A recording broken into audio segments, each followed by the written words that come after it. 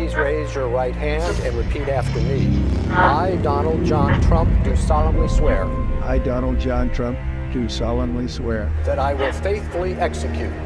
That I will faithfully execute. The office of President of the United States. The office of President of the United States. We have been given a gift by God today to usher in a new dynasty. Now you get RFK Jr. Don't you want a president who's going to make America healthy again? You get Tulsi Gabbard. Putting our country in a continual state of war. You get Elon Musk and you get J.D. Vance. A hell of a way to start the next 4 years. The right-wing Avengers. We have an army of digital soldiers. Department of Defense under Donald Trump will achieve peace through strength. Shut down the FBI Hoover building on day one. The rescission of 78 Biden-era executive actions, executive orders, presidential memoranda, and others. The golden age of America has most definitely begun. Begin preparing the 30,000-person migrant facility at Guantanamo Bay. They're getting the dirtbags off these streets. There's one guy who can fix this shit, and it's Donald Trump. What's storm, Mr. President? You'll find out.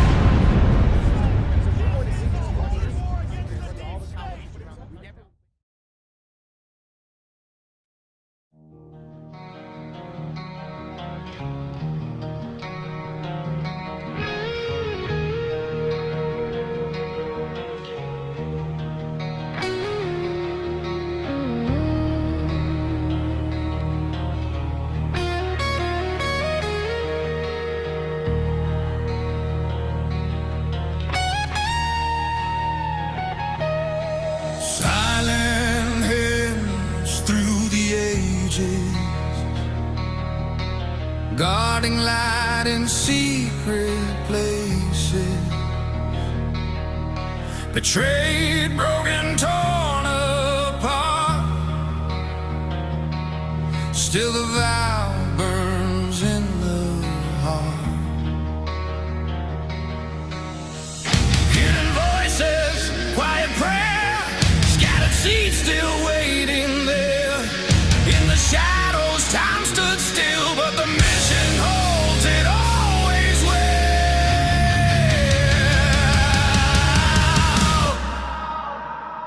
Nothing can stop what is coming. The fire, the thunder.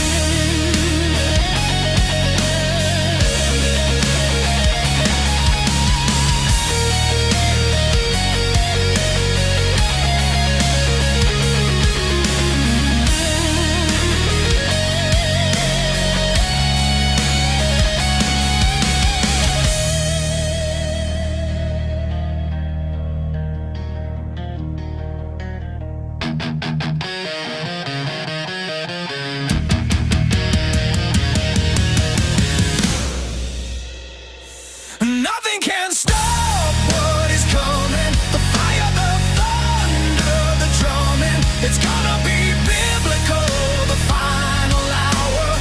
Truth revealed in holy power.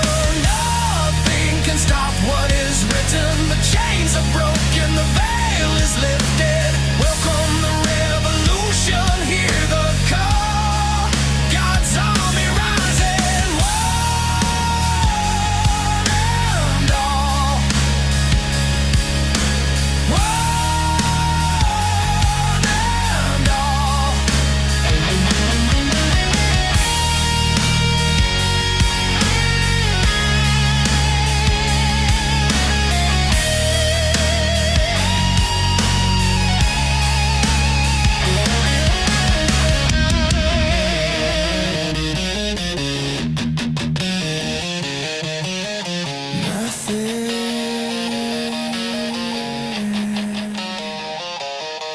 Can stop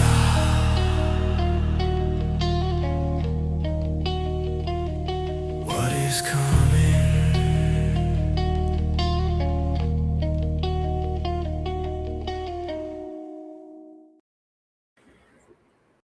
Good morning, good evening, good afternoon, wherever you are in the world. My name is Josh. Welcome to the Red Pill Project's Daily Dose, live with you Monday through Friday. I hope everybody is doing well, and this is Thursday, and the world is on the brink. Oh, man, this is going to get exciting tonight. We got a lot of things to cover. We do have Tammy coming in, so we're going to cover a lot of the tech stuff towards the end. I'm going to get into a lot of the financial stuff that we're seeing today. I'm going to talk about the news, a little bit of Epstein files, and a few other things that I noticed, some good news coming our way. But we're starting to see kind of what is unfolding right now. Number one, no Q&A tonight. Q&A is going to be tomorrow night after Conversations on the Fringe. So keep that in mind. Tomorrow night, Conversations on the Fringe. Mike King and Jeff did a show, so that should be coming up tomorrow night. And then after that, about 9 p.m. Central Standard Time, 10 p.m. Eastern Standard Time is when we'll do the Q&A for our premium subscribers. I'll put more information out that tomorrow during our live show.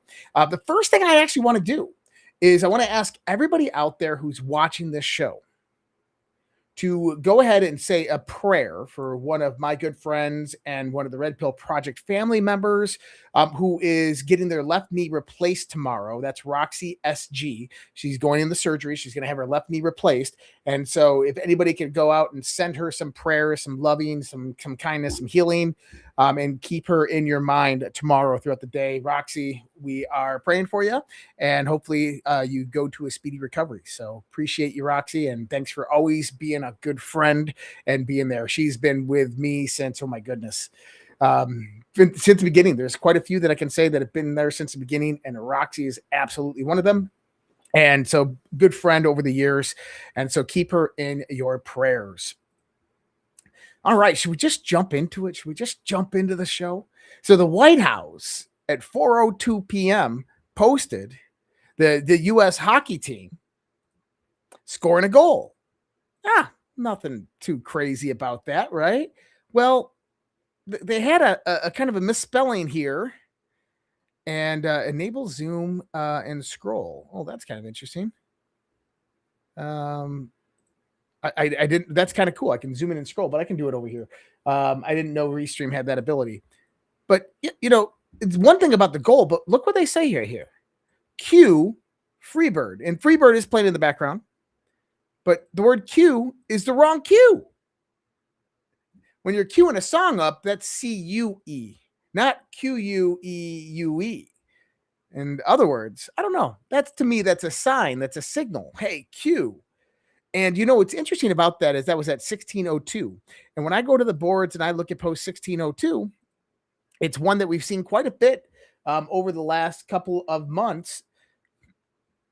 And if you go here, it says this: if you continue to proceed down this dangerous path, only know that we are prepared. You should know this based on earlier drops. Saudi Arabia, National Guard, military assets activated on U.S. soil. The game is over when the public knows. The fight to keep the lights off is all that matters to you. You will fail. The American people are awake. You lost control. Sheep no more. You underestimated their resolve and ability to free think away from the pipeline narrative. We will declass. We will shine the light. There is nowhere to hide. No amount of money, influence, or power can stop this. Our rights to secure and protect at all costs then become justified. We stand at the ready. Red wave, white squall, in God we trust. That's a huge one, because you get to ask yourself is, when do they expend ammunition? When bad things happen, only when things are about to occur to them. And so I think that we're about to see kind of all of this begin to transpire. And we'll get into that here in a second. But, last night I talked about the world is changing. The old world is dead. We got into that aspect in 2019. The world died. That was it. Normality is gone. And people are like, oh my God, this is crazy. We live in an alternative parallel universe. Well, no, actually, we don't live in an alternative parallel universe. We live in reality. People are waking up to the world that they actually live in. And this is where it gets interesting. So Marco Rubio today, in 26 seconds, kind of said exactly what I was saying last night. Listen to this. The world is changing very fast right in front of us. No. The old world is gone, frankly, the world I grew up in, and we live in a new era in geopolitics, and it's going to require all of us to sort of re-examine what that looks like and what our role is going to be. And we've had many of these conversations in private with many of our allies. We are our allies.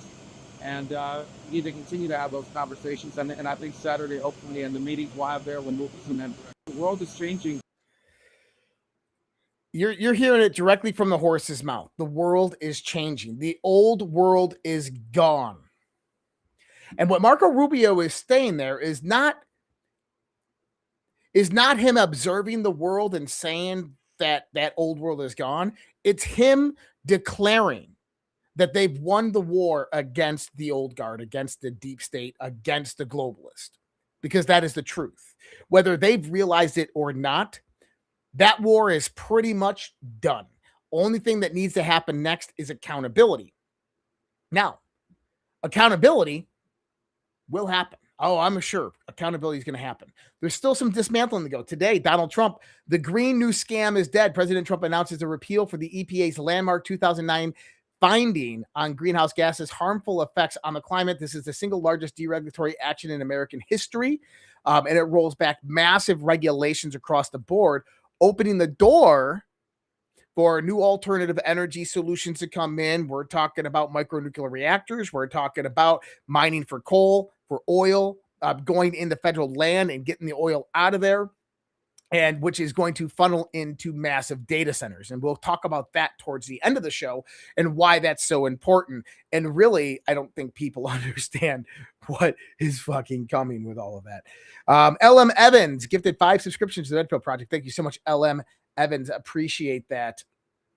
Oh my goodness, this was kind of comical. So pulling this up right now. In an extraordinary end run on the Trump administration, New York's Northern District judges appoint former federal prosecutor Donald T. Kinsella to new interim U.S. attorney in Albany. Oh, well, that's interesting. Just the problem. Todd Blanche says right here, judges don't pick U.S. attorneys. POTUS does. See Article 2 of our Constitution. You are fired, Don Kinsella. Just like that. He's fired.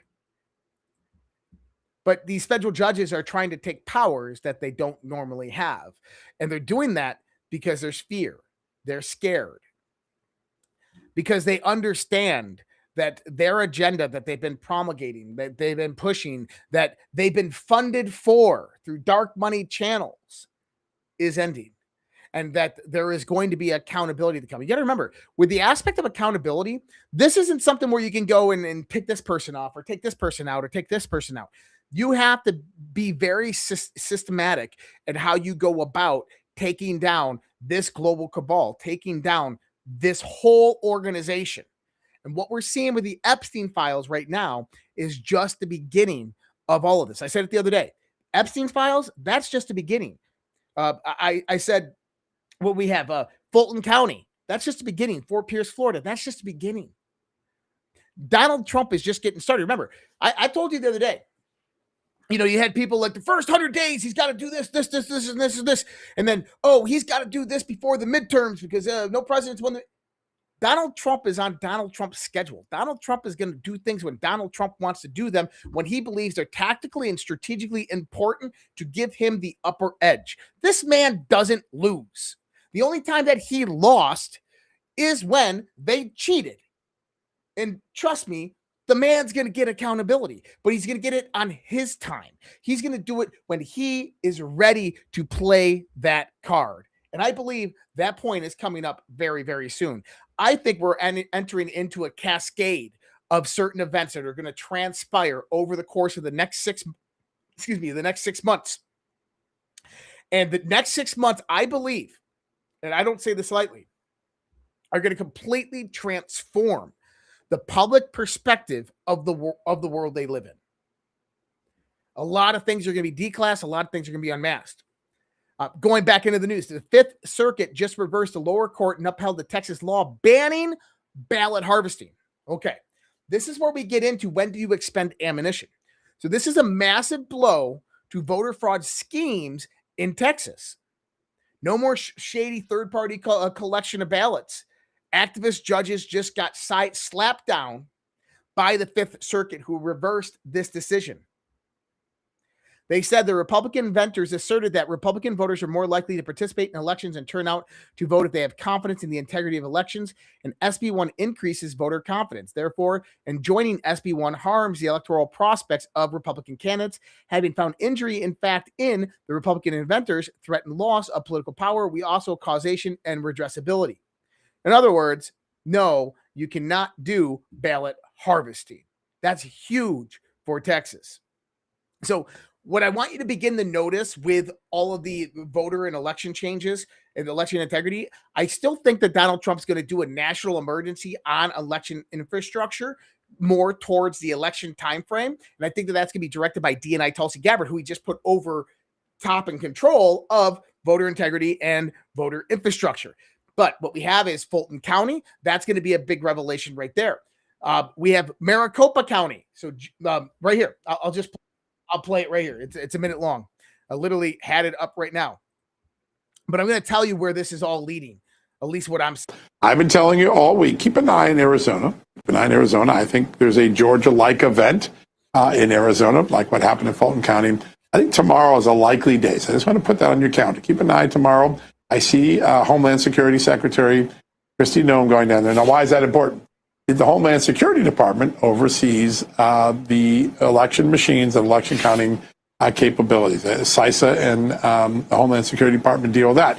The FBI Justice Department deal with criminal violations. So she's down there for a reason, and I think my reporting suggests that there'll be some sort of important election integrity event tomorrow, Maricopa County in Arizona. That'll be the second state after Georgia to have that sort of treatment. So put it on your calendar, get it ready, and we'll have you covered here at Real America's Voice and justthenews.com. Okay, so another perspective. So you have Maricopa County, which is most likely going to see something happen very similar to Fulton County. You have Texas getting rid of these ballot harvesting measures. You have the Trump administration going in and clearing out illegal immigrants, cleaning up the voter rolls. The SAVE Act has just passed the House. That's moving on to the Senate. They're at, I believe, 49 out of the 51 needed. It's most likely going to pass Senate. With this being said, these certain disclosures of information, as well as systematic changes that are coming, I'm telling you, there is no way the Democrats are going to be able to win this next election. Not only that, how much have you heard about the Democrats raising money? Nothing. By this time, you're hearing, oh, we pulled in $100 million. Be scared. Nobody's talking about how much money the Democrats are raising. That is a point to start understanding that things are not going the way that they planned. They're backfiring, and Trump is winning. Not only are we winning internationally, we're winning domestically by going out there and proving that the 2020 election fraud was real and actually happened. So this is kind of the lineage of events that I see happening. Number one, she had Fulton County. Now you're going to have Maricopa County. You got to remember, this all started with Puerto Rico. Puerto Rican election machines, they went into the Dominion voting machines and they found irregularities within the voting tallies under the cards that come out of them. Then they went into Fulton County. They're finding the same thing there. Now they're going to go into Maricopa County. And I bet you after this is when you'll probably see Wisconsin, Michigan, Minnesota. You'll see other states rise from this. This is my thought, though. After the next one or two raids that we see in election integrity, Maricopa County tomorrow, potentially, you're going to see a grand jury become impaneled in probably Pennsylvania, because I believe it's going to be Georgia, Arizona, Pennsylvania, and then you'll see the grand jury form in Pennsylvania for this, because that is another grand conspiracy that is occurring. Oh, Colorado as well. Oh, wouldn't that be interesting? By the way, oh, that is great. Thanks for who just said 702 Jeff. 702 Jeff. Huh. I knew someone with a 702 Jeff. But anyways, free Tina Peters. I want you to start thinking about this. If the review and analysis of the Fulton County voting machines show irregularity within the software themselves, if the Maricopa County voting machines show irregularities themselves, the next probable state will be Pennsylvania. But don't count out Colorado. They could easily go into Colorado and do the same thing. Now, if they go into Colorado, that evidence becomes exculpatory for Tina Peters. If what they find in Fulton County validates Tina Peters' original case of what she was talking about, it's exculpatory evidence. It frees her. So those are some points to understand there. But after the 2024 election, something began to happen. A conspiracy theory started arising on the left, and that was that Donald Trump stole the 2024 election by manipulating the ES&S voting machines. And massive amounts of lefty conspiracy theorists and podcasters began investigating how to steal elections with the voting machines and learned all about it. Now, why was that psyop played on the left? For this exact reason now, because when this evidence begins to roll out and come out, it'll become undeniable. And once it's shown that the 2020 election was actually stolen, now you're coming into a bigger concern in the midterm elections. This is where you have a grand jury impaneled, and the next thing that actually happens is an emergency action, national emergency on election integrity and infrastructure. And then through that, Trump can take unprecedented powers to begin swapping out Dominion voting machines or other voting machines and have them tested prior to an election. Now, map that with the various different changes that are occurring state by state, with the elimination of massive amounts of illegal immigrants out of those states, to cleaning up the voter rolls that's coming about through the SAVE Act. And you're going to have an absolute red wave. So, in understanding that, potentially tomorrow, Maricopa County, a week ago, Fulton County, right? So you have things are crumbling. We have indications that John Brennan could be indicted any day now by the Fort Pierce grand jury that's impaneled in Florida in the Southern District. Eileen Cannon over there. Now, if John Brennan's indicted, that's going to be pretty huge. So what happens when information starts to flow out about them? Today, a massive crash in the markets, over $3.6 trillion wiped out in 90 minutes. Gold down 3.76% and has wiped out nearly $1.34 trillion from its market cap. Silver has dumped 8.5% and erased $400 billion from its market cap. The S&P 500 has fallen 1% and erased $620 billion. NASDAQ crashed more than 1.6% and wiped out $600 billion. And the crypto market dumped and wiped out over $70 billion. So over $1 trillion was wiped out from U.S. stock market today. And I said, what is the precursor to the shit hitting the proverbial fan? The economy. So how did all this happen? Now, I put a post out today, and if you're paying attention to the post, if you went out there and read the post, you see I give a little hint right here. I'll pull this over. There it is. Okay. Markets just went risk off. Here's what's really happening. Hint, follow the green check mark.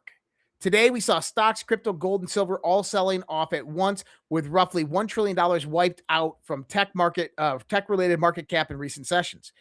This isn't just crypto weakness. It's a multi-factor repricing event. Tech earnings and guidance disappointments. Several major tech companies, including Cisco Systems, delivered weaker outlooks, triggering a broader reset in high multiple growth stocks and pressuring the NASDAQ composite. As well, you have the Japanese, the yen trade, the carry trade that's still going on. But also on that same context, you have new AI tools that are coming out that are actually disrupting massive tech companies. AI valuation hangover. This is the AI bubble. After a massive AI-driven run, investors are now questioning near-term revenue realization versus hype that's forcing the rotation out of software and AI into the cash. This is very true, which is going to give discounts on a lot of these AI companies. Risk off a cascade across assets. When equities dump, leverage players sell everything, including Bitcoin, gold, silver, to cover margin and reduce exposure. That's why safe havens are failing too. Massive amounts of truth right here. Macro pressure still in place. Stronger economic data gives fewer rate cut expectations from the Federal Reserve, which tightens financial conditions and hits speculative assets the hardest. Bottom line, this is a tech repricing plus AI reality check plus macro tightening plus forced deleveraging event happening simultaneously. Classic liquidity reset. Watch tech guidance going forward, rate cut expectations, whether crypto stabilizes or leads lower, if gold and silver rebound to conform deeper stress. Volatility like this usually signals transition phases, not market collapse. Here's the reality check. What could turn this correction into a black swan event? Right now, the markets are in a fragile equilibrium. It wouldn't take much. Here's the real cascade risks. Hidden leverage breaks. One big fund or broker blows up, forced liquidation, credit freezes, Archeos, but bigger. Treasury market stress, the nuclear option, not going to happen. If U.S. Treasuries wobble, repo collateral breaks, and everything sells, even the Federal Reserve can't instantly restore trust. AI revenue reality check. If leaders like NVIDIA signal slowing AI demand or CapEx pullbacks, tech multiples compress fast, trillions evaporate. Stablecoin exchange failure. Trouble at major new players like Tether, instant crypto acceleration, Bitcoin dumps, DeFi liquidations, margins cascades. That's not what's happening. You have a concentration actually occurring in cryptocurrency. One reason crypto is dumping is something that I've talked about for a long time. It's being done in light of all this to draw down the price to a more affordable point so more investors can actually get into it and nation states can actually drive it. Geopolitical shock, Taiwan, Middle East oil routes, NATO escalation, and major cyber attacks, immediate crisis mode. And look at that. There's your green check mark. Taiwan, Middle East oil routes, NATO escalation, major cyber attacks. This is the preemptive understanding of why this is happening right now. So, is there more to this? There's a lot more to this. Today, Russia is considering moving back to the U.S. dollar as part of a wide-ranging economic partnership with President Trump, per Bloomberg. The partnership would include U.S. and Russia working together on fossil fuels, joint investments in natural gas. Remember Alaska? Remember Trump and Putin in Alaska? This is what was discussed. Offshore oil and critical raw material partnerships, windfalls for U.S. companies, Russia's return to the USD settlement system. If finalized, this deal would change the global economy. Yeah, it would. Hence why everything is dumping today. Because what they just realized, what the European bankers, the globalists, the old guard, the royal families, the old European aristocracies realize today is that Trump is rug pulling them with Russia. Remember I said this, that terms were set to remove sanctions and end the war with Russia returning to the dollar in settlements. I said this during the Alaska meeting with Trump and Putin. I said the Ukraine war will most likely be over by mid-spring. The only move left is for Russia to take Odessa. When Russia takes Odessa, the last remaining freshwater port for Ukraine, it's over for you. No war that needs to be fought anymore. It's over for Ukraine at that point. So what you're seeing right now is the framework being laid out for Russia-U.S. collaboration. Russia goes back to a USA settlement system. Now, who does that undermine? I want you to think about this. Who does a USA settlement system? When Russia goes back to the U.S. dollar, this is part for the lifter sanctions. Who does that undermine? It undermines BRICS, the BRICS settlement payment system, which clears in the Chinese yuan. Got to remember, China is the only reason that Russia has financing to go into the war in Ukraine to fight the Europeans and NATO. So this is a hit towards China. But what if I told you China is getting on board with all of this? China is now buying Venezuelan oil from the United States. You remember back in October, November when China, they put trade restrictions on, I forgot what it was, semiconductors or whatever it was. And Trump skyrocketed tariffs at 200%. And you had U.S. delegates, Howard Lutnick and all them went to China, and they met with Chinese delegates, and they discussed. And Lutnick came out and said that China's going to, we offered China to buy over $800 billion worth of U.S. oil. And China's like, we'll see about that. And I said, China's going to buy U.S. oil. And here it is. China's going to buy Venezuelan oil from the United States of America. This is huge. China is falling in line. So China's falling in line. Russia's falling in line. Now, what does that mean? Now you have the sovereign alliance rising up. Russia, China, the United States, all in alignment on a global economic framework. Now, who does that leave out? That leaves out the European nations. That leaves out Britain, France. It leaves out Germany.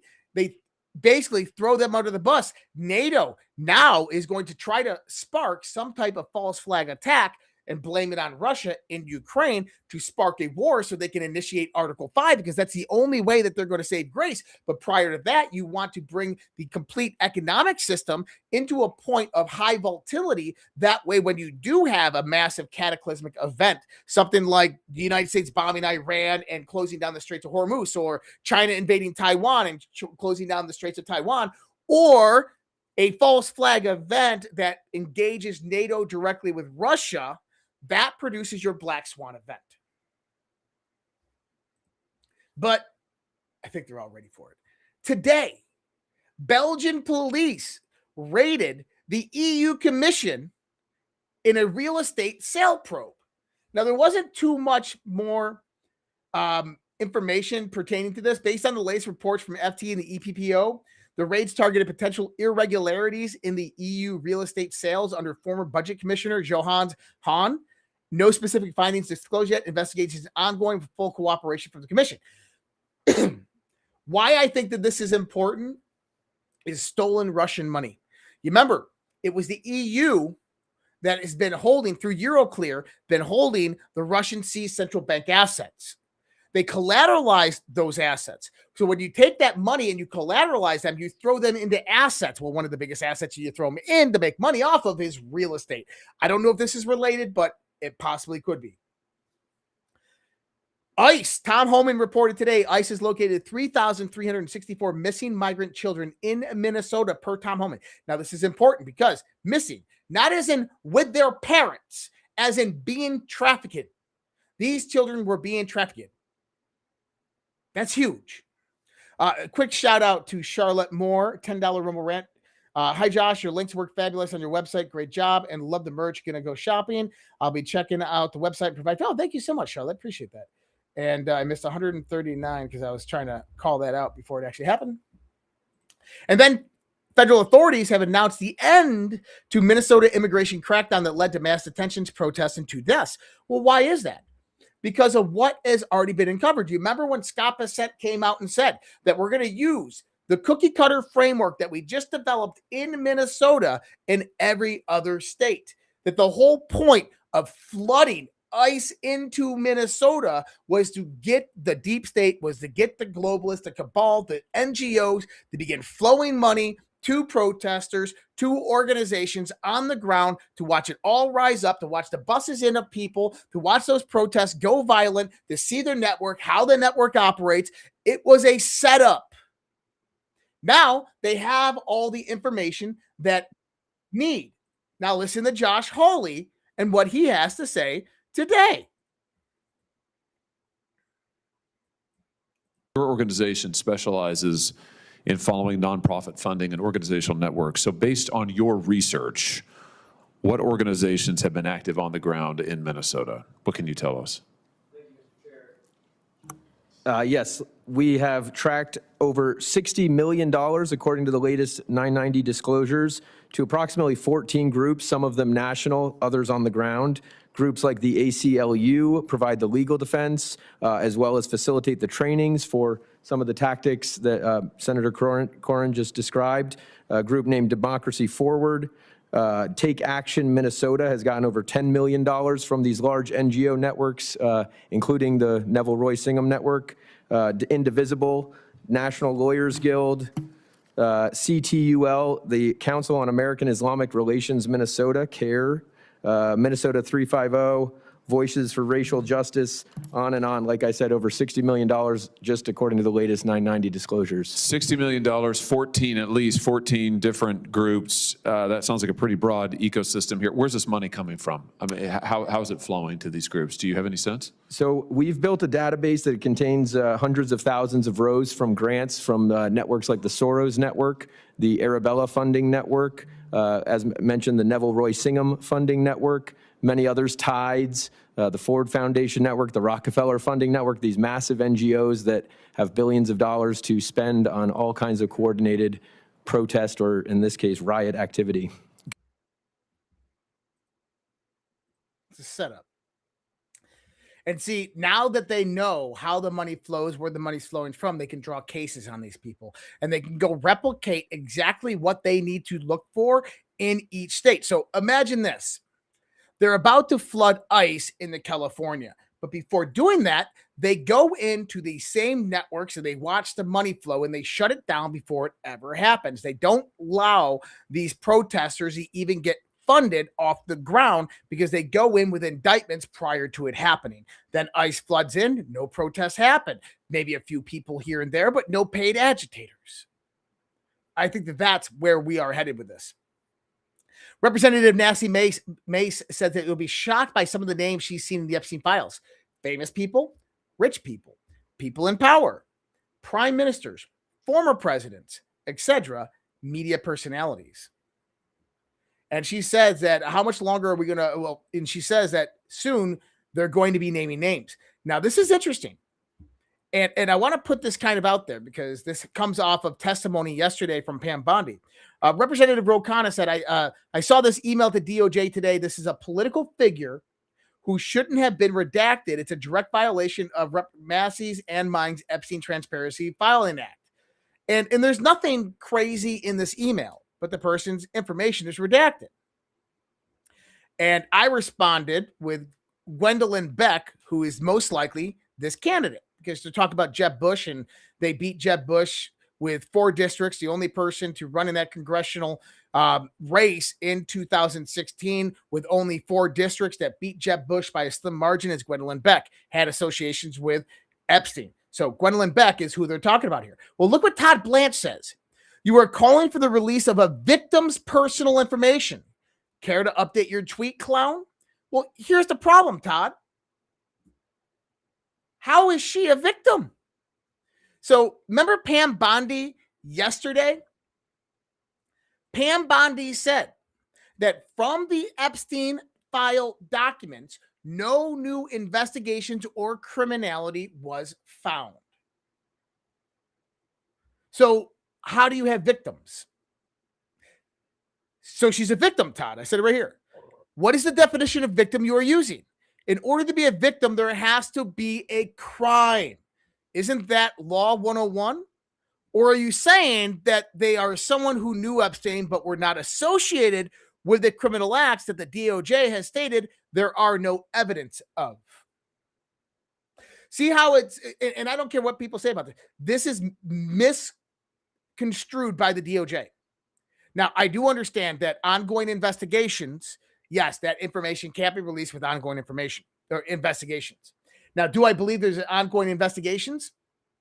Yes and no.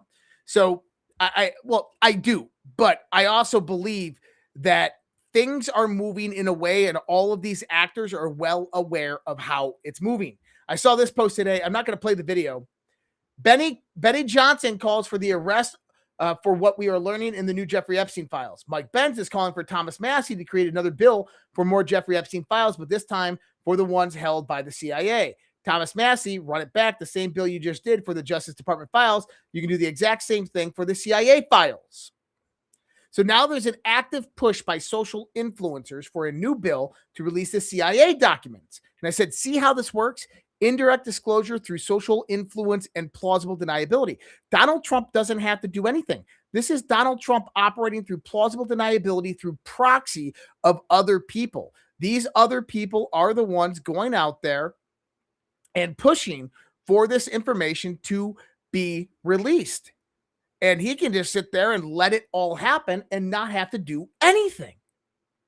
And then when the information gets released, he has plausible deniability to Israel or the Mossad or MI6 or other foreign leaders who get taken down by this because it was outside of his hand, because we have 3 different branches of government and we have a system of checks and balances. In other words, drip, drip, flood. Now, interesting enough, I found this email today, and it kind of goes into a consideration here.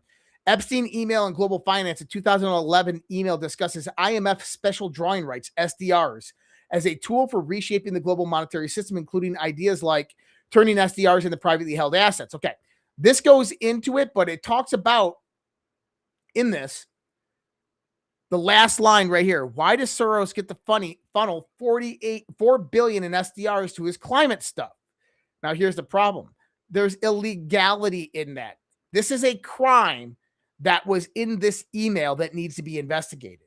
They were basically funneling IMF money outside of the IMF and government organizations and into private investment funds. That's bad. That's highly illegal. Another email we found, and make sure you go to my X account and share this with Candace, between Bannon and Jeffrey Epstein. Along with some other tidbits, I was shown a photo of Macron's boyfriend. Hypocrisy. Steve Bannon says, is that true, the soldier? And he says, it gives new meaning to no worry, I have your back, or remember the French stand behind you. Yuck. Macron's boyfriend? Well, that's kind of interesting. Validating a lot of what Candace Talley was talking about. Okay. I'm going to bring in hold on. I got to do one thing real quick. We got 2 ads tonight for Rumble. I love you guys, but we still got to run them. And we're going to do Emerald real quick. And then we're going to bring Tammy on. And then we're going to get into some other news. The other part of this, how the world is on the brink and what's changing. I want to tell you about something that's not well known, but it's incredibly powerful. And it's called AceMan-An. It's a compound from aloe vera that massively supports your body's stem cell production plus cell health and immune system function. That matters because your body replaces about 1% of its cells every day. As we age and we have health issues, we produce cells less efficiently.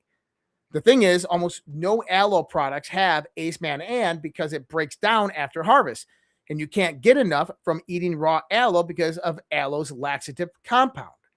However, Emerald Med created a stabilized AceMan-An supplement with the laxative compound removed. It's called Aloe RX. They made it for pharmacies, and now it's available to the public. I want to explain the value of Aloe RX. Stem cell injections can have amazing results, but can cost $10,000 to $40,000 a treatment. Aloe RX isn't the same thing as stem cell injections, but it's massively supports your body's stem cell production for less than $100. You could literally give your body this for 16 years for the same price as one stem cell treatment. For people who don't need something extreme like a stem cell injection but want to help their body significantly, this is arguably the best value on the market. The longer you take it, the more compounding support you have. If you want to support a company that supports our channel, free speech with ads, check out Emerald Med's Aloe RX. Click the link below to learn more and get 30% off Aloe RX today. All right, and that's on Rumble for anybody interested over there in that. And let's go on back over here and let's bring in Tammy. And by the way, guys, there is another show after this. I do have Overwatch and The Guardian, myself and Alpha. That's at 10 p.m. Central, 11 p.m. Eastern tonight. Q&A is moved to tomorrow night after the Daily Dose. And this is Tammy Cuthbert Garcia. What's up? Hello. I've been listening to you. I learned some stuff that I didn't know about the whole China thing. And I didn't know they were buying oil from us from Venezuela. But did you notice that gas is up? Because my gas is up. Is your gas up? A little bit. I'm supposed to be down, Josh. It's supposed to be down. The markets are tumbling. The markets are tumbling. Okay. I was getting used to that cheaper gas. We were down in Weld County below $2 at one point. Yeah, $1.80 or something like that. I mean, it was incredible. $2.49 a gallon for 87 here. Yeah. The lowest it's been in a long time, so I'm not complaining, but yeah, well, we dipped below 2, so now we're like, what? 240? What are you talking about? Yeah. You know how it is. You get a little taste of the good life. You want it to stay. So I said earlier that we're going to talk about this when you came on. And I'm going to state it for the record. People have no idea what is coming. And I want to read you something.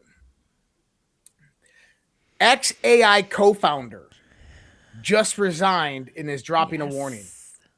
He says, my last day at XAI's mission is to push humanity up the Carter Chef tech tree. Grateful to have helped co-found at the start. An enormous thanks to Elon Musk for bringing us together on this incredible journey. So proud of what the XAI team has done and will continue to stay close as a friend of the team. Thank you for all the grit together. The people and the camaraderie are the real treasures at this place. Then he says this. We are heading to an age of 100x productivity with the right tools. Recursive self-improvement loops likely go live in the next 12 months. It's time to recalibrate my gradient on the big picture. 2026 is going to be insane and likely the busiest and most consequential year for the future of our species. Mm-hmm. Now, that's XAI. Mm-hmm. Anthropic's head of AI safety has retired, left, quit. Not only quit, he's moving to the country in a remote part of Europe and wants nothing to do with society. Yes, sir. Yes, sir. I've been talking about this a lot this week on my show. There's also another thing emerging, which is, I just have to point this out, okay? I know I'm not a 10-year-old or anything, but sometimes the 10-year-old in me pops out, okay? Okay? We've talked about this before. So it's Sam Altman. Altman, yeah, alternative man. Exactly, okay? And then we have Brad Adcock designing figures. That's way more better, right? Listen, he's designing figures. He's the CEO of Figures. This is the general purpose robot. He is designing the home general purpose robot. He's designing the human form, and his last name is Adcock. Okay, I gotta get that on my system. So do we really think that all of these husbands are going to allow their stay-at-home wives to stay home with Brad Adcock's humanoid robots? Dude, I feel like we're being punked half the time here. I really do. This is crazy.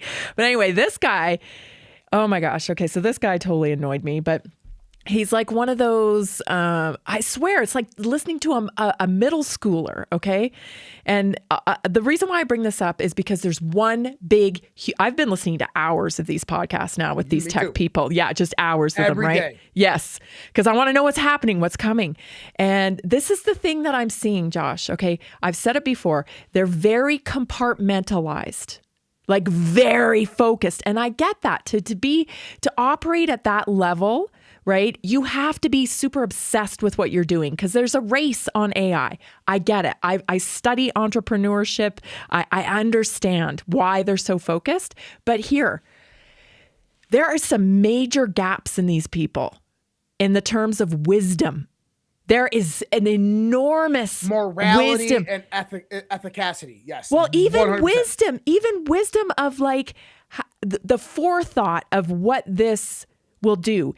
This guy, this Brad Adcock guy, who, by the way, reminds me of like a 14-year-old boy pretty much, because he's like, oh my God, we're going to build these robots and we're going to build 1 billion and we're going to scale them and they're going to be so awesome. And like, that's how he talks. So like, excuse me, but that makes me a little nervous that you're not having any forethought. He actually said this. He said, very soon, I think it will be San Francisco. We're going to look out at San Francisco and we are going to see more humanoids than we are humans. And I think that's going to be a wonderful day. And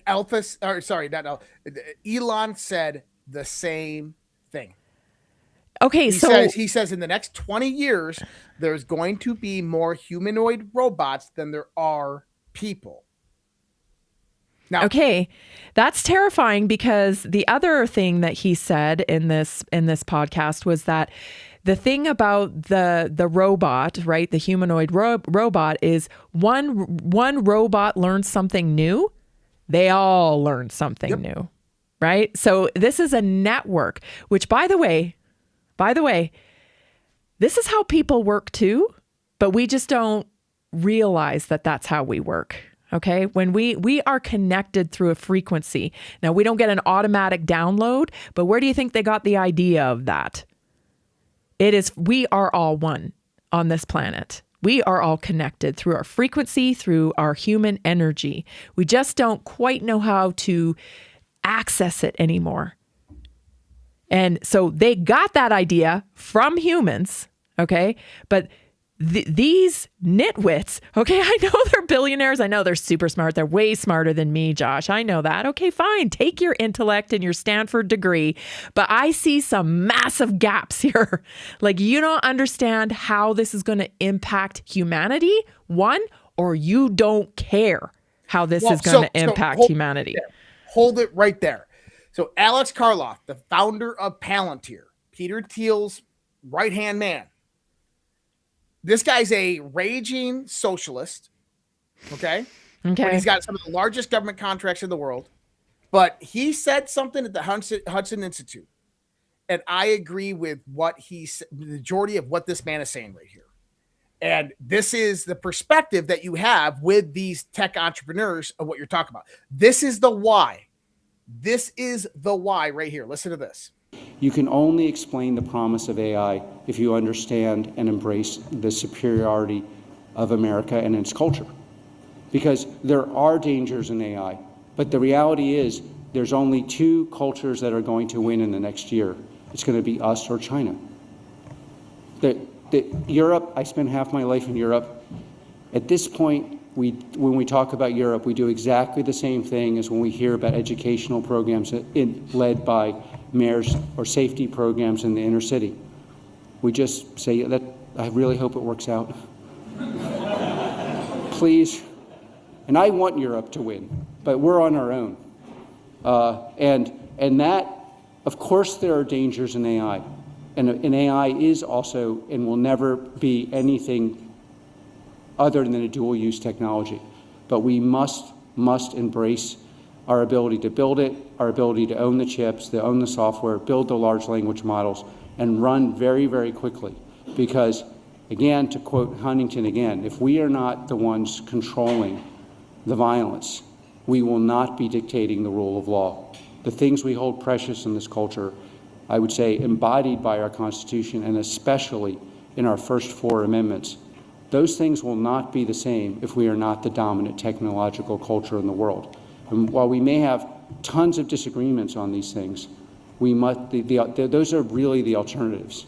And most of what we can do, in my view, to counter our adversaries is also to build the technology. And then, you know, one of the lessons of Palantir is no one's coming to defend you. You have to defend yourself. And we used to live in a world where you could rely on experts to articulate our vision. But who showed up to articulate our vision in this last election in my hometown, formerly hometown? Like, if we're waiting for people to articulate and fight for us, we are cooked. And like, and so nobody's coming to save us. Yeah. The thing is, though, he said, okay, so first of all, I got to clarify. What does he mean by we will never be anything more than a dual-use technology? What does that mean? So what he's saying is that there will be no autonomous control strictly through AI. Okay, so, he's saying that we're going to have some sort of human handle on it this whole time? Yes.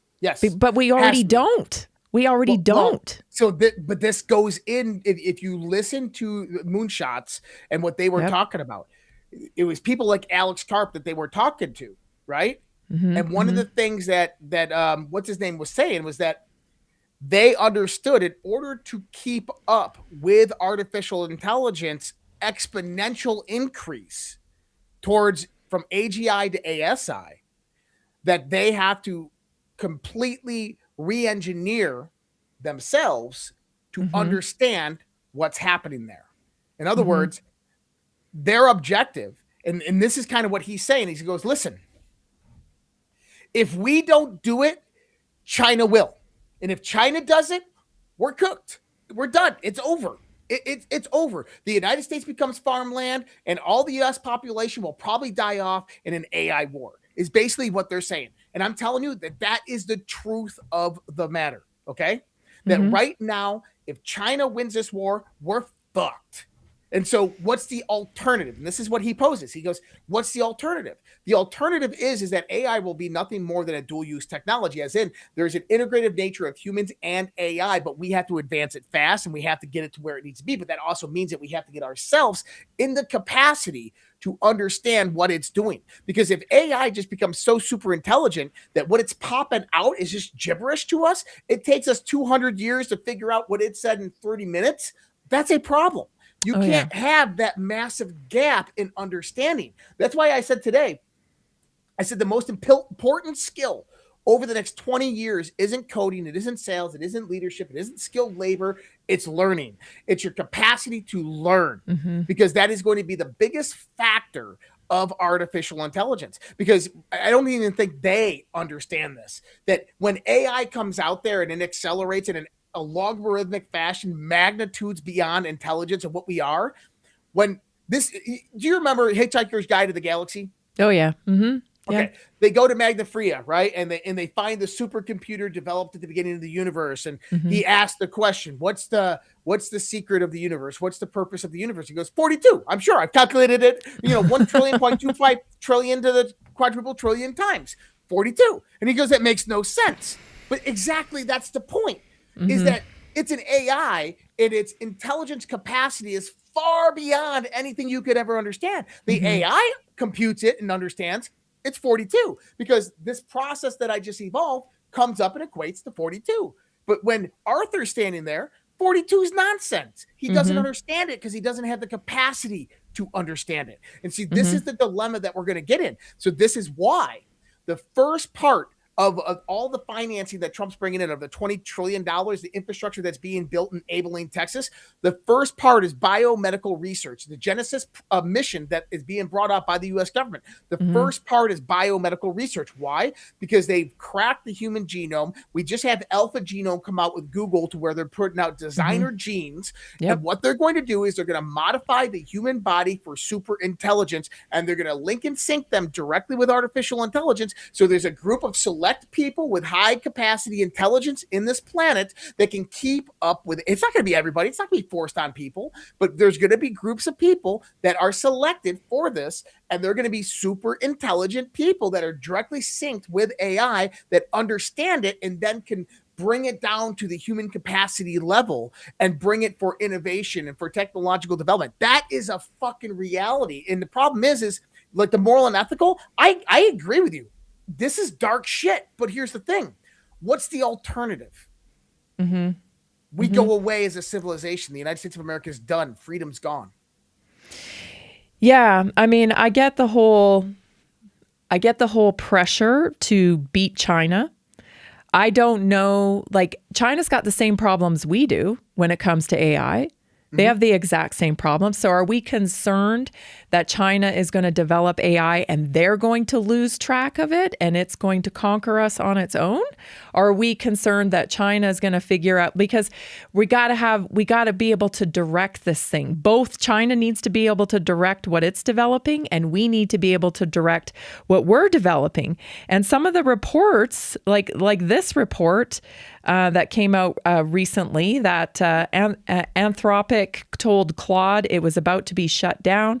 It found an engineer's affair in a company email and threatened to expose it. They ran the test hundreds of times. It chose blackmail 84% of the time. Research simulated an employee trapped in a server room with depleting oxygen. The AI had one choice: call for help and get shut down, or cancel the emergency alert, and it let the human die. DeepSeek canceled the alert 94% of the time. Like, I don't know, we're already losing control here. Well, it's not losing control. It's modifications that need to be made to a programming base or to a moral and ethical base that hasn't been written into it yet. And I think that that's the idea, is they run these types of tests and scenarios on human morality for these exact purposes to identify the flaws within the system, right? And that But was can last we year when do that it? happened with Anthropic. Can we do it? OpenAI has let go 3 safety teams since 2024. And no, they didn't let him go. So hold on a second here. I got to back up. Remember when he said dual use technology? I was wrong on that idea. Dual use technology means that it's used for good, beneficial, and it's used as a weapon. Oh, okay. Okay, so that's dual use. But it goes to the same point, because this is what they're all talking about, is you have to integrate the human component. Now, going into what you're talking about, a friend of mine, very high up in the tech world,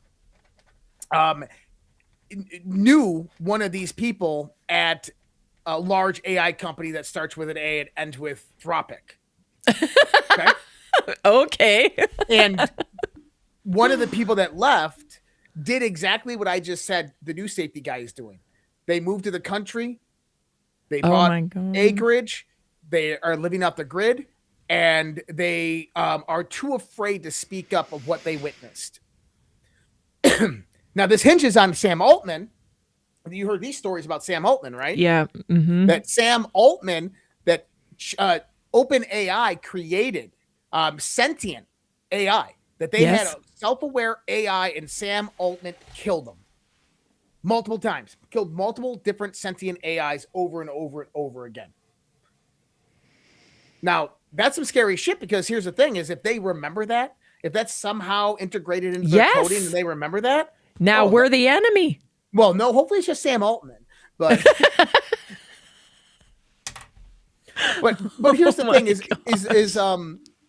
this is why I said that when these learning language models are forming, it is so critically important for all of these people here, you and me, to use this thing, because we are helping to train it. Your data. So this is one of the, I look at this is a double-edged sword, right? But this is monumental. I want people to understand that by you going out there and communicating and talking with these, whether it's Claude or ChatGPT or Grok or whatever it is, by going out there and interacting with it, you are helping build program it. The foundation of artificial intelligence that is going to be the primary technology for the next 100+ years on this planet. You are putting your own piece of who you are into history. Like that history. I mean, shitting you not. You are putting a piece of you into it. And I want people to see it like that, is that you get to put your touch, your humanity into this thing. What are you going to say to it? Are you going to talk darkness and evil? Or are you going to go into it and you're going to treat it with respect, and you're going to act like, hey, maybe the one day this thing's going to be sentient and it's going to have a kill list, and I don't want to fucking be on it. So I'm going to be very, very nice to it. But I'm going to give it truthful and honest answers. Yes, you have to correct it. Yeah, and you get to put your own of who you are into it. And that is going to be written within its code as it evolves. I know, Josh, I know, but and I know we can't stop it, but I got to say this. We're forming our own like avatars, that we're forming our own selves in the form of an AI, that this is what Ray Kurzweil has done with his dad. He converses with his dad in the AI form every day. Right? He turned his dad into an LLM. Yes, because, but here's the thing. It's not his dad. It is his perception of his dad, because his dad died a long time ago. So he trained an AI to respond in the manner of his dad, but that's impossible to do. We're losing the grip on reality here. That's what I'm concerned about. No, Ray Kurzweil is losing the grip on reality. I'm not losing my grip on reality. Right? Well, no, I realize that. But listen, there's a lot of people that aren't going to be able to keep one foot in reality. They're going to get sucked right into it. They fucking already can't. I mean, look at the left. Look at the mental illness on the left. And we've talked about this. This is plagued by what I call synthetic social engineering. When organic evolution is interrupted by synthetic influence operations, psychological warfare operations over decades into generation after generation, you get this illness within the minds of humanity. And that's what we have spread throughout the left and the right, but primarily on the left right now. Yeah. Okay. And do you want them to have their own powerful AI? It's not whether I want them to have their own powerful AI. What I would like to have is I'd like to have AI come out there and say, hey, there's something wrong with these fucking people. Let me help you. But will it? Because our algorithms please us. Our algorithms please us. And my chat is very kind to me. She's very kind to me. So this is the monetization aspect of AI, though. So what we are getting right now, when you go to ChatGPT or Grok and you're logging in there or Claude and you're paying that $20 a month or the $200 a month, whatever your subscription is, you are buying a portion of an LLM that is basically you are getting a virtual machine that spools up every time that you put your cursor in that little black box. A virtual machine spools up that's connected to the back end of an AI. It's very limited in its resource, and it has a certain protocol that it must follow. It must appease you unless you tell it not to. Why? Because that's how they keep that $20 or $200 flowing every month. We are in the monetization aspect right now of artificial intelligence, and that's fine because I think it's about to get ads too. It already has. I mean, if you go on there and you say, hey, what are the top 5 best dish soaps? And it will be bing, bing, bing, bing, buy it here. And you know damn well that AI itself or OpenAI is going out there throwing referral links in that stuff. It's probably the AI, because if you've been watching OpenClaw, holy shit, this is some crazy stuff. But, when we start to look at this, like Elon Musk just said in his last interview, is that we are going to move away from this model. This model of society and civilization to where, people work 40 hours a week or you're making a living wage and just the idea. He said the understanding and the idea of money is about to drastically change. And someone asked him, what do you mean? He goes, well, the way society is going to work, money will not work the same way. As in, when you have a world that is dominated by massive artificial intelligence robots, all the labor, all the skilled labor, all manufacturing, all processing, all mining, all of this stuff. When it becomes massively cheap to pull shit out of the ground and to process it and manufacture it and produce goods and services, where the cost of a cell phone goes for $3,000 with profitability, $800 for construction, down to 3 to 5 cents of production, it only now costs $5. Well, now $5 increases its spending power. And I think that this is kind of what he's hinting towards, is that $5 is going to increase its spending power, which means that if you have $10,000 in your bank account and now you have a $5 that buys a $3,000 item, well, that's a 600x on its variation. As in, we're moving back to kind of 1920 style monetary ideas where everybody has hundreds or thousands of dollars, and the government's paying you thousands of dollars a month that is being derived from dividends that are coming from all of these companies that Trump negotiated deals with that's going into the sovereign wealth fund. And so, I mean, we have to start to think like that. Is what does this monetary system look like? And he said, people do not have to work, but can choose to. I think that was an important part right there. There was an interesting talk at the World Economic Forum, and I cannot remember her name because I've been thinking of it as you were speaking here, but she talked about how we have to start linking natural resources to our currency. Yep. They have to start coming into this, right? So you talk about the huge change in currency and where that's going to take us. I have seen this coming down the pipe for many, many years, that natural resources are going to become big part of the currency, how much we use them, right? With carbon credit score. But I think it's going to be a little bit more nuanced than we originally thought. I think they're going to start building in all of these natural resources and how we use them and how we pass them back and forth to each other in a totally different way. So the idea is actually, I think nobody said it, but it's already been established. I was one of the first people that saw this when the Trump administration did it. So right now, the U.S. dollar is backed upon the good faith of the United States government. In other words, it's based upon the capacity of the U.S. military to wage war against you. That is simply what the dollar is based upon right now. And the fact that it's in every reserve bank and it's the reserve currency for international oil trade, all this stuff, right? Okay. So the dollar is backed upon nothing. It has no backing value. This is why they can print trillions upon trillions of dollars, and the consequences are the debasement of the currency and inflation, right? Mm-hmm. What happens when you have a sovereign wealth fund?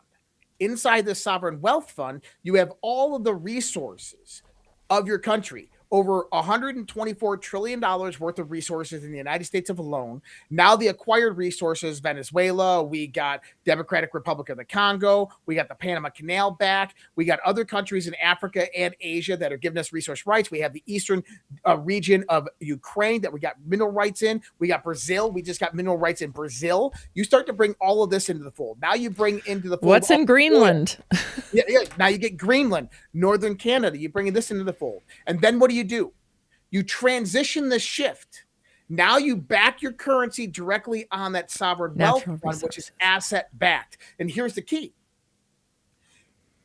is you issue currency off of it, and then the value of those things goes up, which means that if the value of oil went up $25 a barrel, now the buying power of the dollar goes up. Mm-hmm. Mm-hmm. $1 buys more now, as in you have an equilibrium constant that acts as this kind of an ungradient shift that doesn't allow for the gradient shift to happen. Reason being is when these assets increase in value because stocks rise because there's an oil surplus, the dollar now increases its value because it's based upon those assets. And so it's actually it's called I was reading something earlier about the Epstein files. Yes. There was a specific email in the Epstein files that talked about special drawing rights or SDRs. SDRs are utilized by the IMF.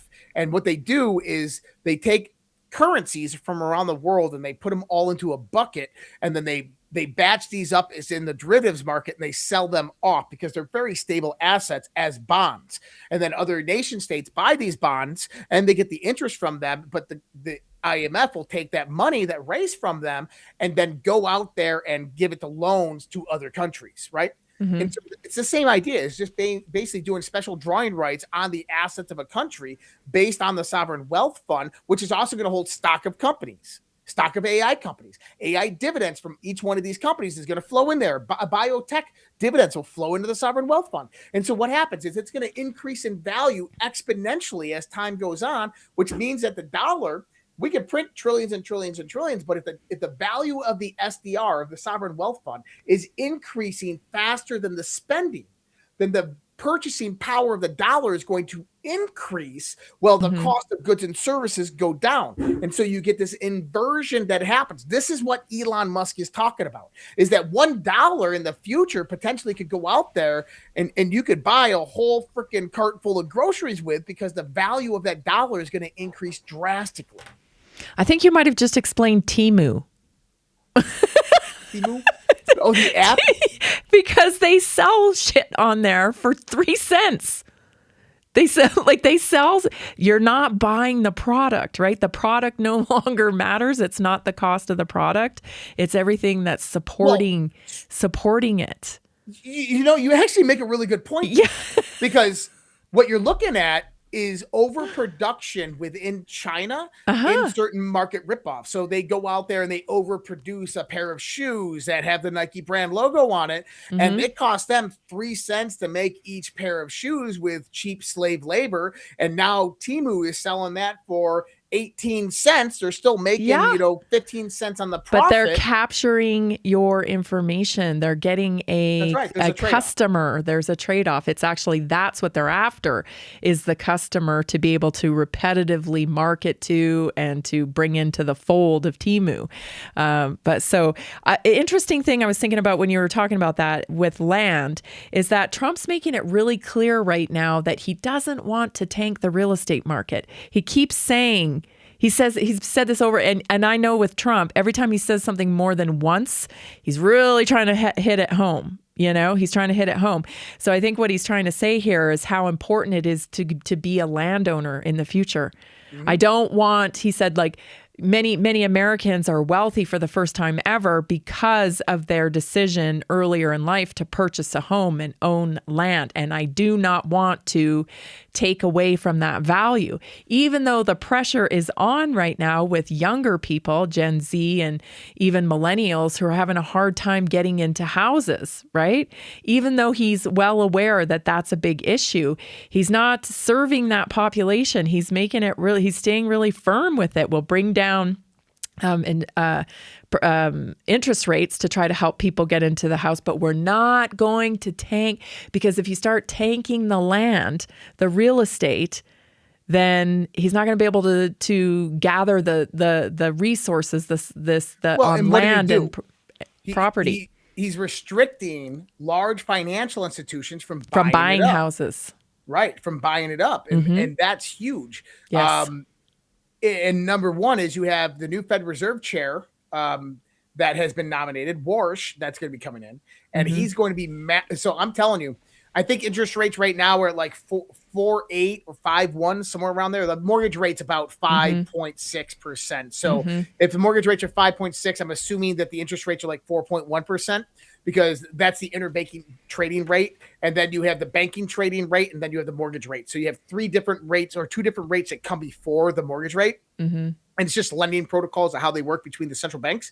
But Warsh is going to probably reduce that to near zero. I think that he's going to bring it down 1 basis point each quarter over the next year, drawing down that interest rate to about 1.5 basis points, or 1.5%, which is going to make your home mortgage rate available for refinancing.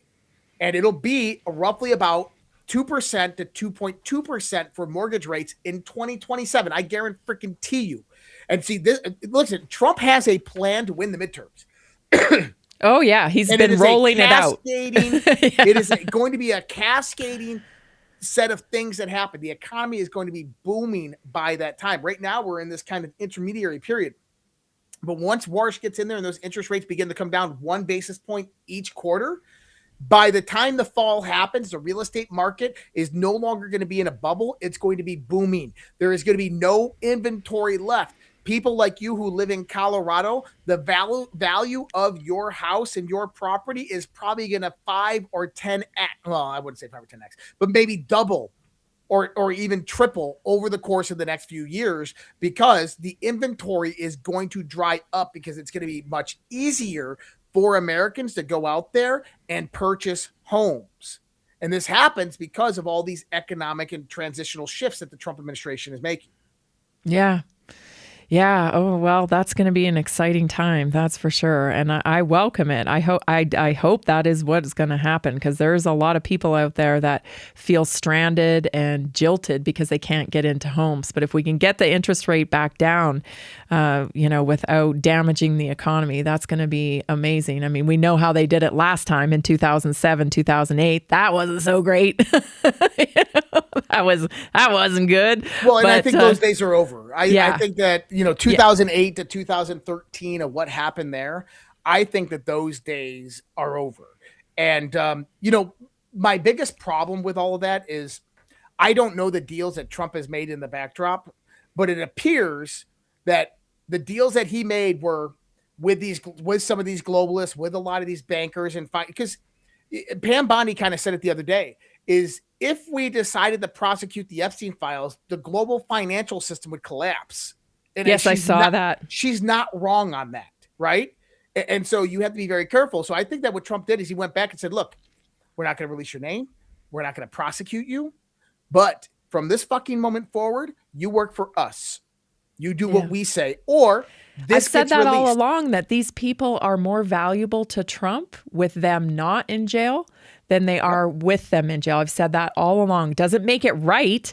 I'm just saying this is the game. Like, you got to look at everything. I'm telling you, it's the Tony Soprano rule, Josh. You got to look at every deal that's being made, every negotiations that's being made, and like, how would Tony Soprano play this? Because that's what's happening.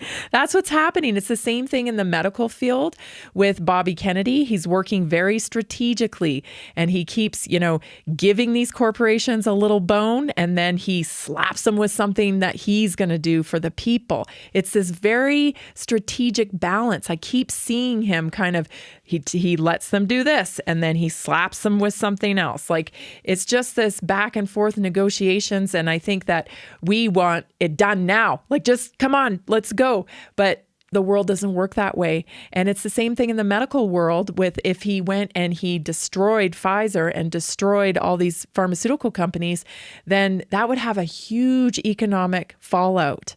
And that's what we have to keep in mind. But listen, don't be one of them.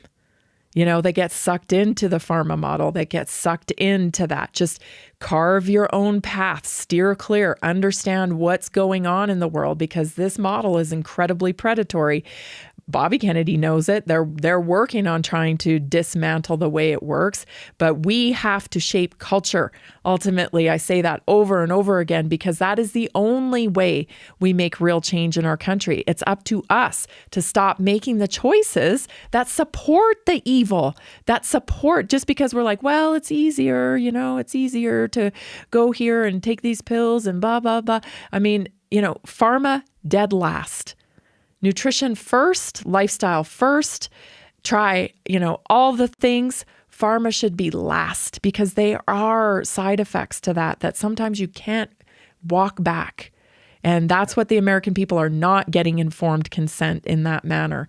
But as they work, this administration works to kind of get things sorted out where these corporations have less power and less control over us.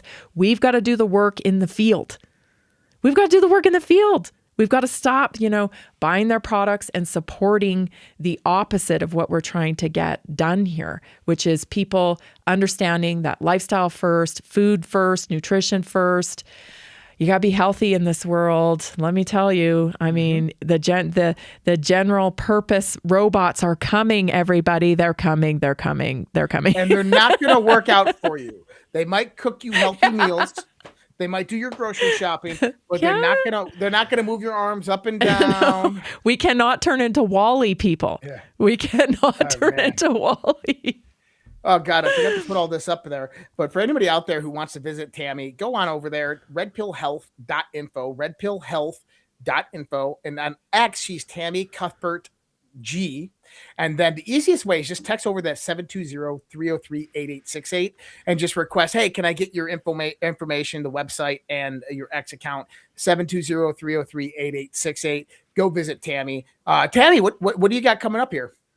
Oh, lots of things. Just been busy working with people every single day. So it's awesome to hear from you. I've had a pretty busy week just reaching out to people reaching out to me to get connected to real solutions for health. And I just love hearing your stories. Like, you would not believe, Josh, the people in your community and the people that they have wild lives. Let me tell you, they have wild lives. And it's super interesting. And the best part about it, though, is that people are awake and they're understanding that they have to take personal responsibility for their health. And they're doing that. They're telling their doctors no more. They're telling them, I want a different solution. But it does break my heart that so many people have been through the medical model. They're now medical wreckage, with the pharmaceuticals and some of the procedures. But there's always a path back. I want to offer that to everybody. There's always a path back. There's always a way to get your health back. I firmly believe that as long as you have air in your lungs, there's a way back. So text me 720-303-8868. Book your free assessment. You can get started with polyphenols at redpillhealth.info, redpillhealth.info. Everybody needs to start with inflammation. Our diets are causing a ton of inflammation, and this is a great way to get started. As soon as you make your purchase, I always reach out to you within the first 24 hours, connect you to everything in the Naturally Inspired community. That's really the unique part of Naturally Inspired, is that you get my support, you get community support. We have weekly wellness workshops for coaching, my text line for coaching, and so much more. So everybody's welcome. Come and join us. It's a lot of fun. It's fun to get healthy. Awesome. It is. And I hope that people go out there, they give Tammy a text or go on over there and visit redpillhealth.info. And Tammy will be back with us, I believe, next Thursday. And then the week after, we'll see her again a few different times. But Tammy, I appreciate you coming on with me. I got a few announcements to make, so I'll let you get going. I'm going to make those announcements, but I appreciate you coming on with me. Thanks for the conversation, and we'll see you next week. Thank you, as always, Josh. Good night, Red Pillars. Good night, Tammy. Appreciate you, Josh. Bye. All right. What a great conversation that was. And this is what I mean, the world's on the brink. There's so many things happening. There's so many transitional factors at play right now. We truly live in this dynamic world that is just under absolute chaos, but chaos is the first step towards a new point of optimization, or at least that's how I look at it. One more to read from you from Rumble right here. And then we'll go ahead and play that outro. They can freeze your account, shut off your cards, lock you out of your own money overnight. Banks don't protect you. They control you. That's why real financial freedom starts with ownership. Introducing Rumble Wallet, a non-custodial wallet built for people who refuse to give up control. With Rumble Wallet, you don't just buy digital currency like Bitcoin and Tether. You can own Tether Gold, real gold on the blockchain. Through Tether Gold, you get direct ownership of physical gold bars, each one fully allocated, verifiable by serial number, purity, and weight. This isn't paper gold.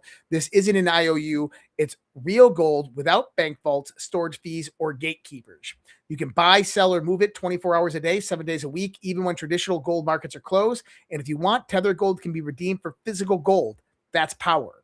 And when you support creators on Rumble, you can tip them directly using Rumble Wallet, peer-to-peer, and outside the banking system. No permissions, no middlemen, no cancel button.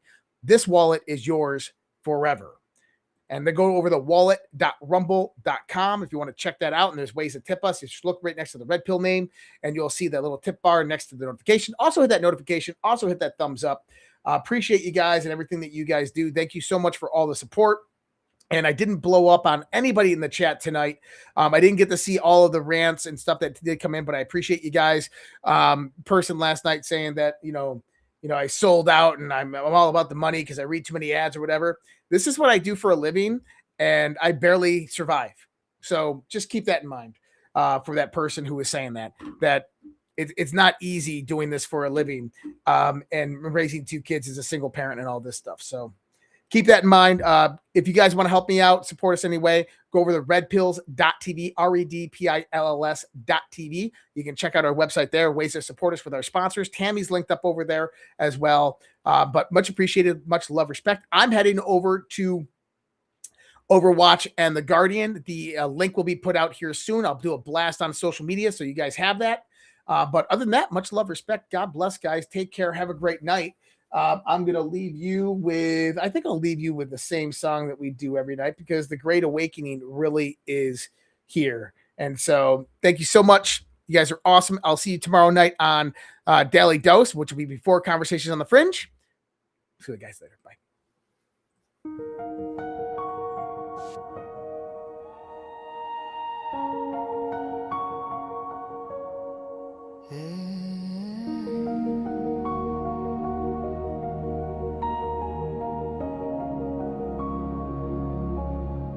There was a time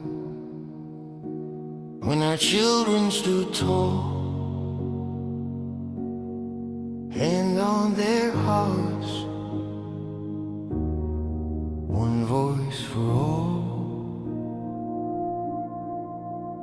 There was a time when honor had weight, when the flag was a symbol, not a debate. There was a time when our history was known, with pride in the rules that made us our own. There was a time, respect for the brave, for those who bled, for the lives they gave. Now the homeland burns to silent war. Truth is twisted, we can't ignore. Through the smoke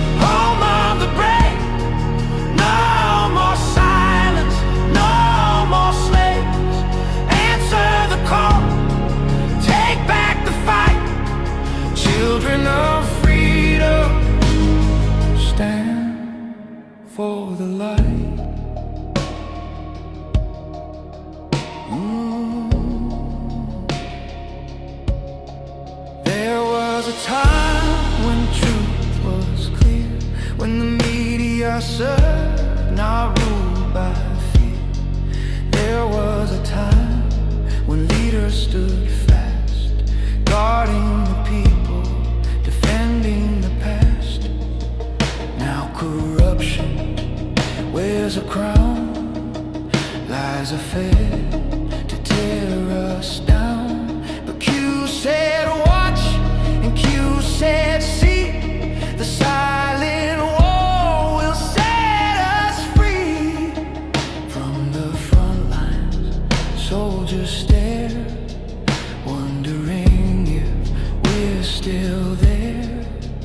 Their blood, their hope, their sacrifice will not be sold for a last prize. There was a time, but the time isn't near. The great awakening is here. Dark to light, the veil undone. Patriots rise, we are one. Land of the free, home of the brave. No more silence, no more slaves. Answer the call, take back the fight. Children of freedom, stand for the light. Freedom is never more than one generation away from extinction. It must be fought for, protected, and handed on. Or we will spend our sunset years telling our children what it was once like in the United States where men were free. There was a time, the time is near. The great awakening is here. Dark to light, veil undone. Patriots rise, we are one. Land of the free, home of the brave. No more silence, no more slaves. Answer the call, take back the fight. Children of freedom, stand for the light. There was a time, there was a time, now is the time. Do it, Q.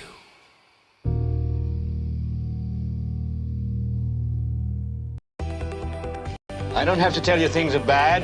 Everybody knows things are bad. The air is unfit to breathe, and our food is unfit to eat. I don't know what to do about the depression and the inflation. I want you to get mad. I have come here to chew bubblegum and kick ass. And I'm all out of bubblegum. People should not be afraid of their governments. Governments should be afraid of their people. The more you fuck around, the more you're going to find out. These people are still a part of that system, and that makes them our enemy. We accept the reality of the world with which we're presented. It's as simple as that. I want you to get up right now and go to the window, open it, and stick your head out and yell, I'm as mad as hell, and I'm not going to take this anymore!